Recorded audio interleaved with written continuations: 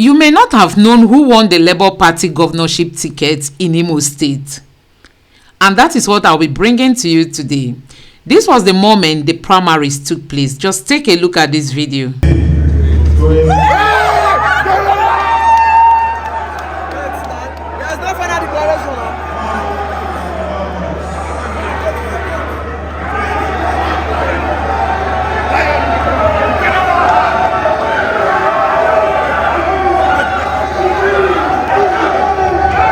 This was the moment a winner emerged.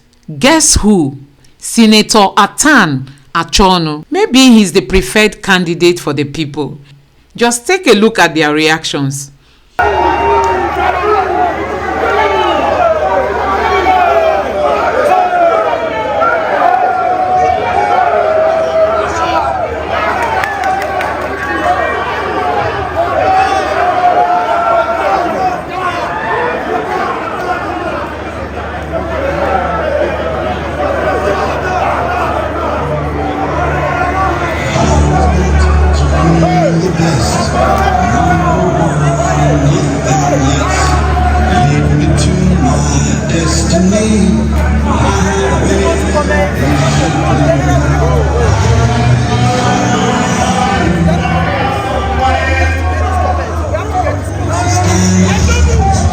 So guys, we all know that Imo State has been in a very bad shape.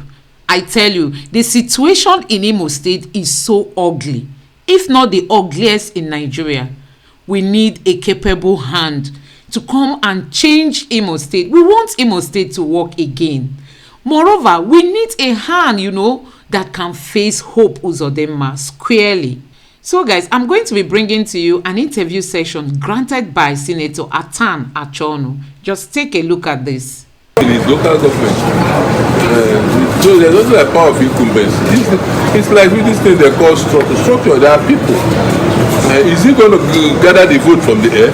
Are you referring to that incident that happened at this House of Assembly election where they won 27, claimed they won 27 local? No, that was.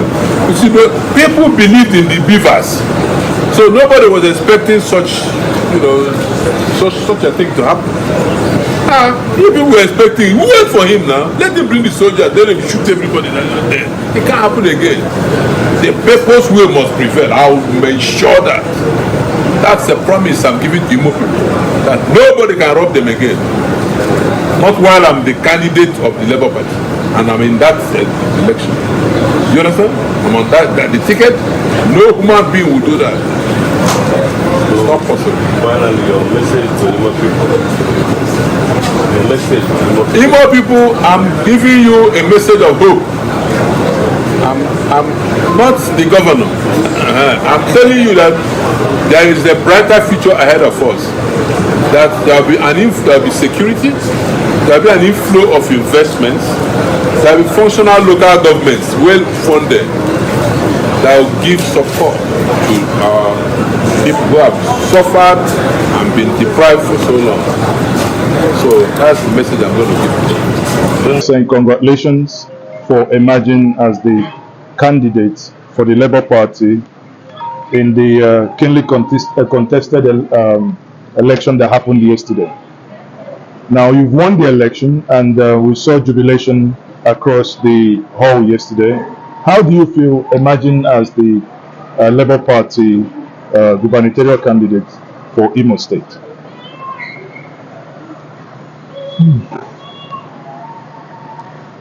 I feel great.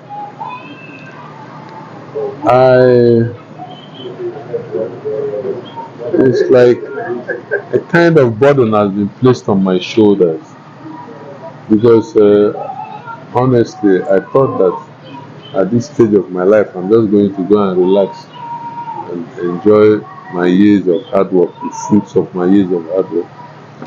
But as it is now, there is a need for somebody to come and clean up all the mess that have been made in this state. We have been very, very unfortunate that we have had bad governance for years.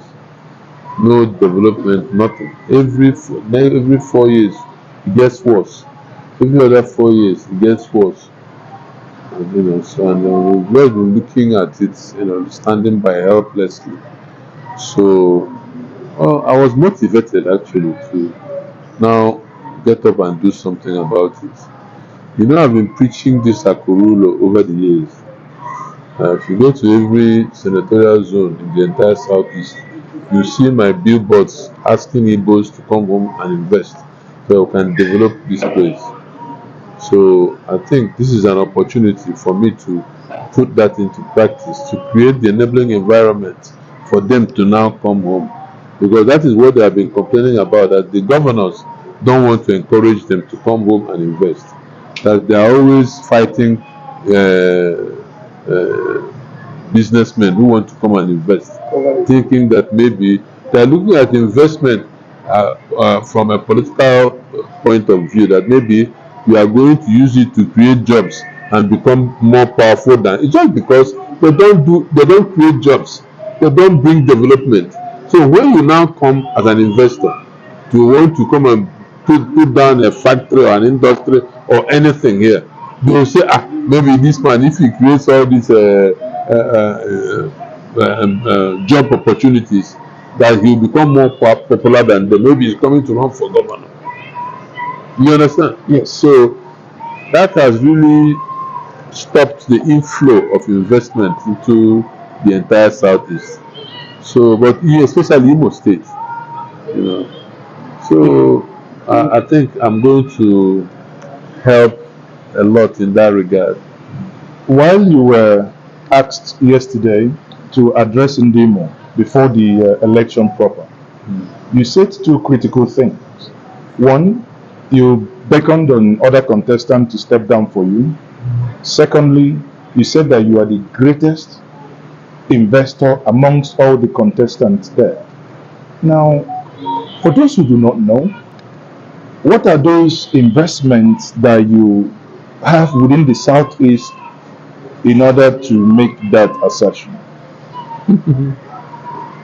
If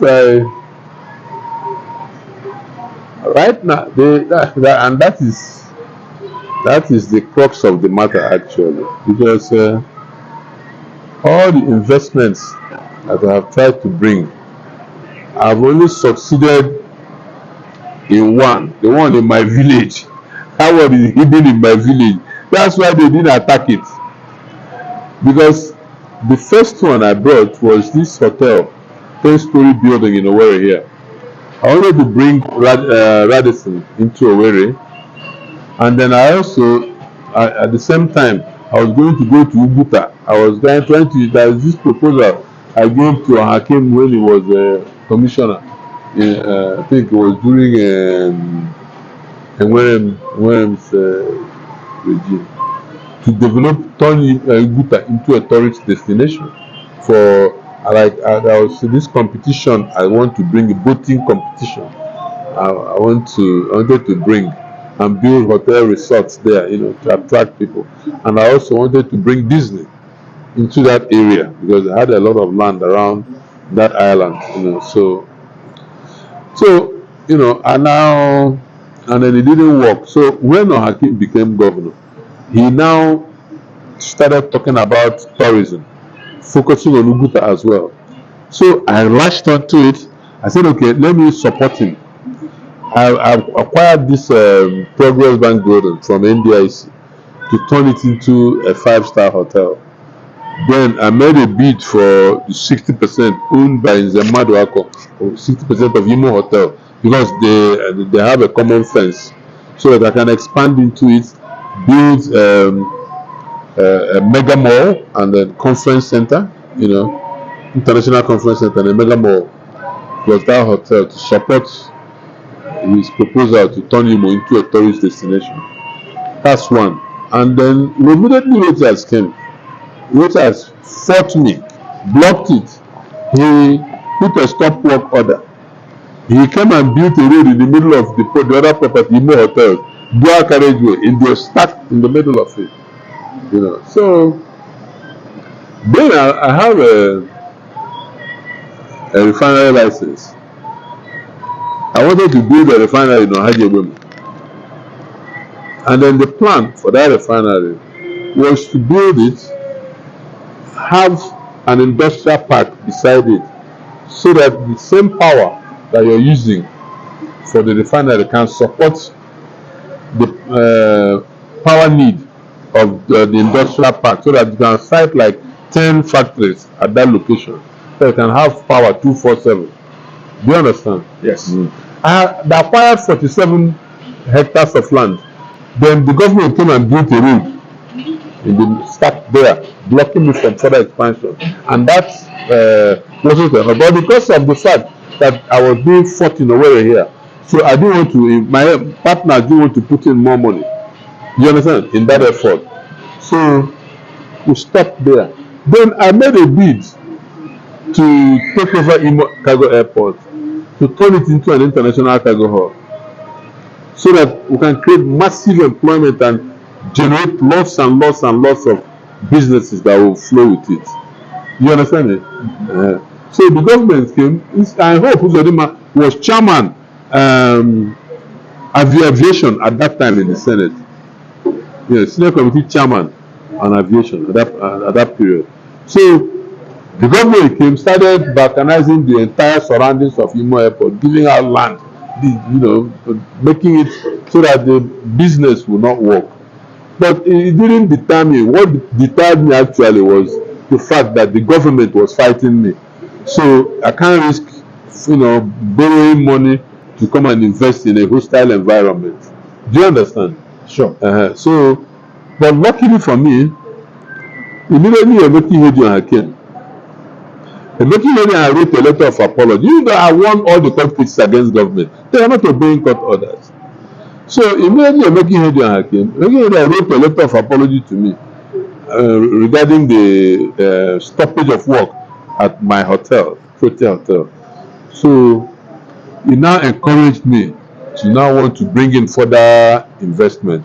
That's how I decided to invest in the biggest fish farm in fact in Nigeria. I don't want to say in Africa, but because we have a capacity to produce 1 million catfish every month. So, and at that location we have about 260 greenhouses, which we want to even expand more. We're looking for land now, so that our target is 1,000 greenhouses, so that we'll be able to supply the entire southern Nigeria with tomato, green pepper, bell peppers and other vegetables. There we have a cattle stockage for 5,000 cattle. So we're going to create a lot of employment and generate a lot of other support businesses. I'm trying to stay on the part of when you made the assertion that you are the greatest investment amongst them all. That's what I'm explaining. Yes. Yes, in Imo State. In Imo State. Yes. Well, if I just oppose that statement with someone like I think the Abaso farm boasts of about 5.8 million catfish sitting on a 2.4 kilometer unearthed ground. I do not know, I'm not trying to, but I'm just trying to, wrap my head around the gargantuan nature of this farm, and I would say I would like to visit your farm also. I know Abasos. I'm talking of output per month. Okay. I'm not talking of the number of fish that we have. Okay. From fingerling to that quantity you're quoting is what we produce as fingerlings regularly. I'm talking of our monthly output every month. What we harvest. 1 million. Yes, every month. Yes, and we're going to increase it to 2 million actually. Yes. So now, if there is a long way to the election in November, and the people of Imo will be listening to us after this interview. And what is that you can see today that is broken in Imo that your emergence will help fix, that they will be looking forward at those things you do for them if elected the governor of Imo State? Actually, everything I have done in my life, every business I've tried to, let me give you an example. I'm building a health center in every local government in Nigeria, building and equipping, because I see the need, the importance of health in a society. In every local government in In Nigeria. Nigeria, yes. 774 My company called Metan Nigeria Limited is ongoing. We're almost concluding now. It started many years ago. But governors kept fighting us, kept blocking it. Governors kept saying that the money belongs to them, local government money. Most governors see it as their pocket money. For example, in Imo State, they have not conducted any local government election up to date. And if you investigate, I don't have that fact, but I know that if you investigate, I'm sure I have that belief.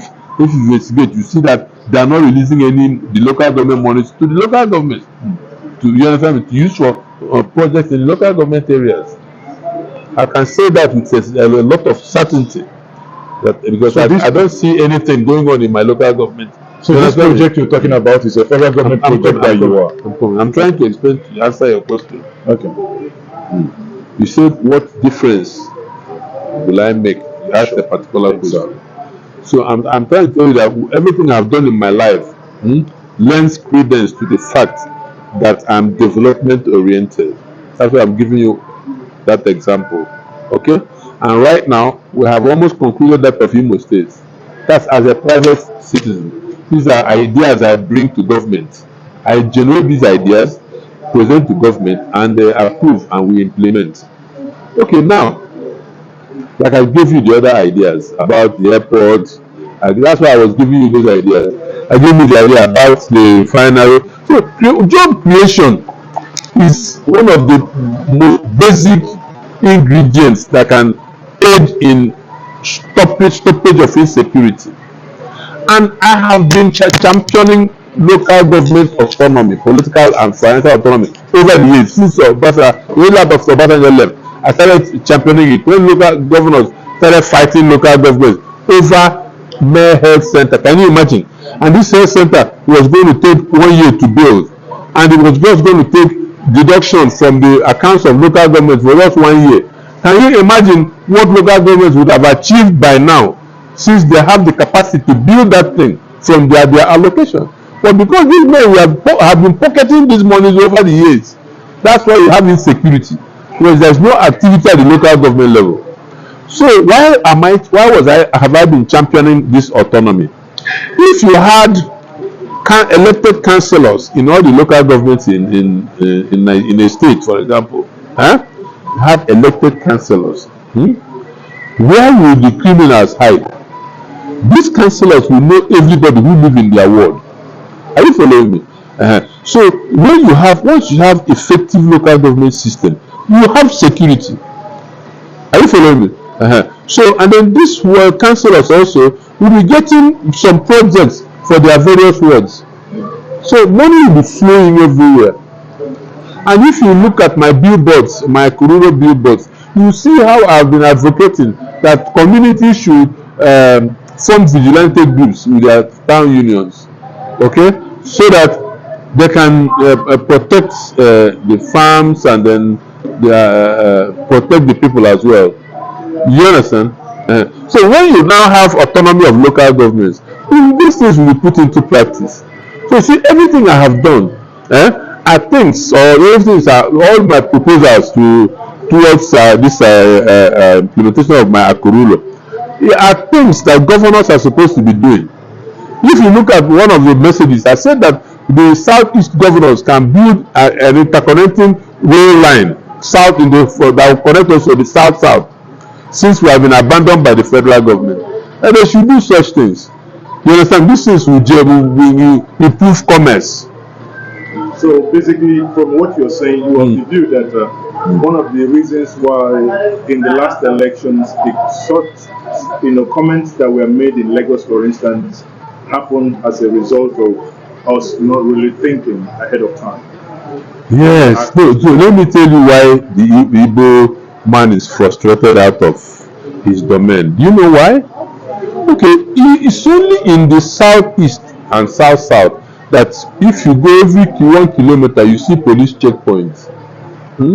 They are treating us like a conquered territory, and the governors are not resisting it. Every 1 kilometer, you see custom checkpoints. You can't see that in the southwest. You can't see that anywhere in the north at all. They don't exist. And all the smuggling is done in the north.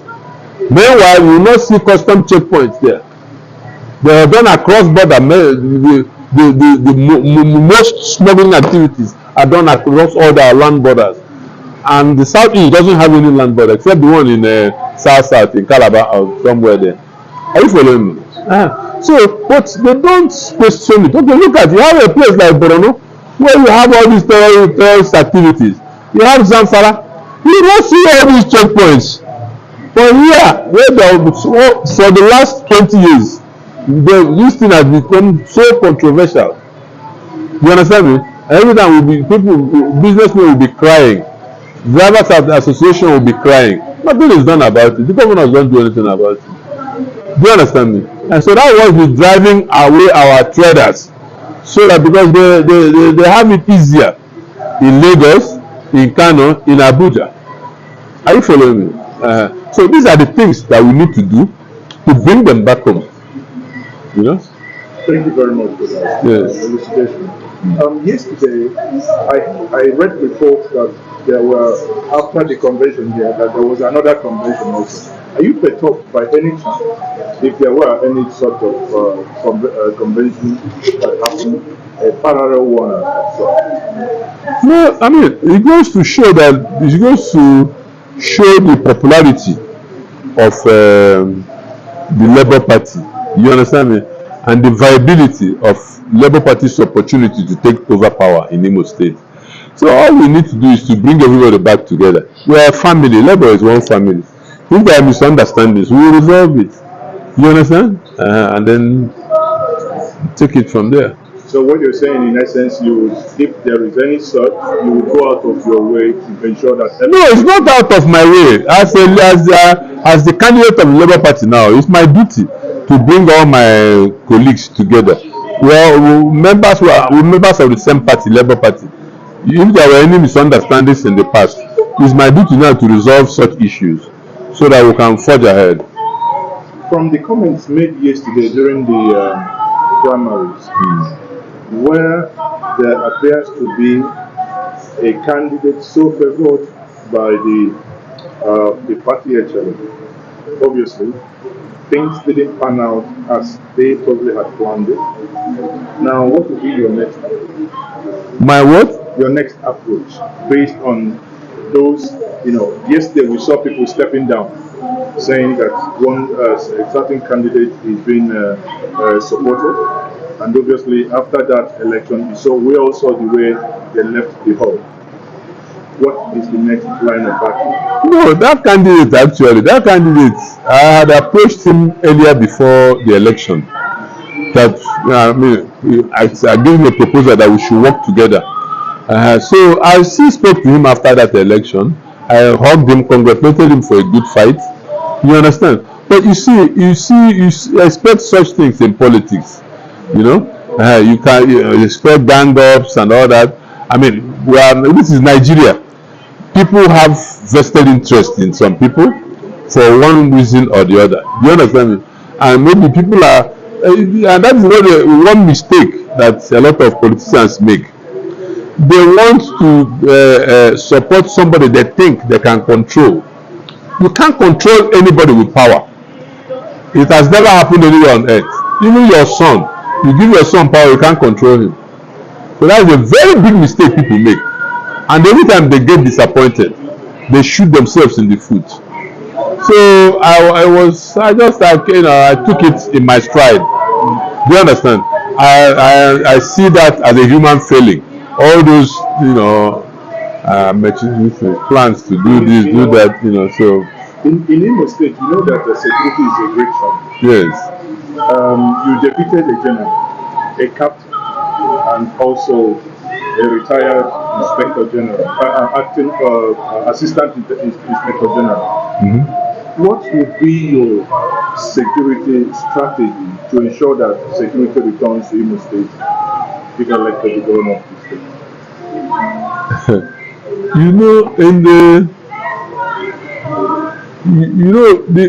The generals, the captains, the generals, and then the AIG, they have not seen war. Do you understand? I witnessed the Biafran War, the Civil War. I created my own army during that war after they dissolved the boys' company. I was very young. I had my own army, you know. So, and then being a general, once you are retired, you are retired. Are you following me? You are a captain. Once you are retired, you don't have any command under you. AIG, once you leave the force, you don't have any unit under you. Are you following me? So you become like the rest of us. So it now depends on who you are, your character, your contacts. Are you following me? That is what is going to determine how you're going to perform. And then the ideas you have, you know, to challenge the situation that you're describing now, the security situation in the state. The plan, the idea, the strategy. That is what matters. Not whether you are a retired general or after all, we have Nigerian army, we have all the generals. Boko Haram has been creating havoc in the north.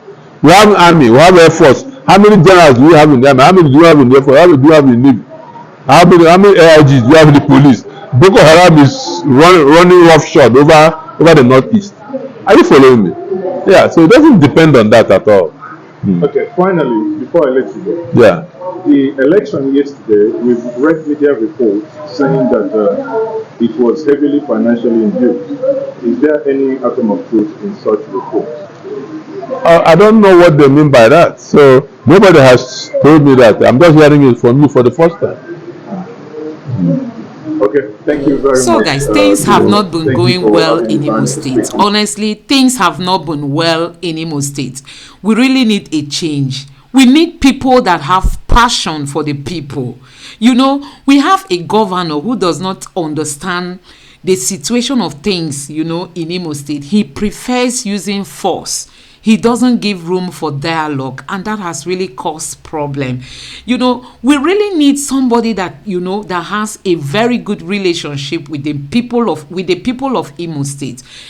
I think that is the most important thing when it comes to, you know, deciding who governs Imo State. We need somebody who can relate with the citizens of Imo State, because the situation of Imo State has gone beyond using force. You know, they use this force to just kill innocent souls. There are so many people that have died, you know, that are very innocent. It's not as if there are no bad eggs, but I tell you, there are so many innocent souls that have died in Imo State. All we want is a capable hand.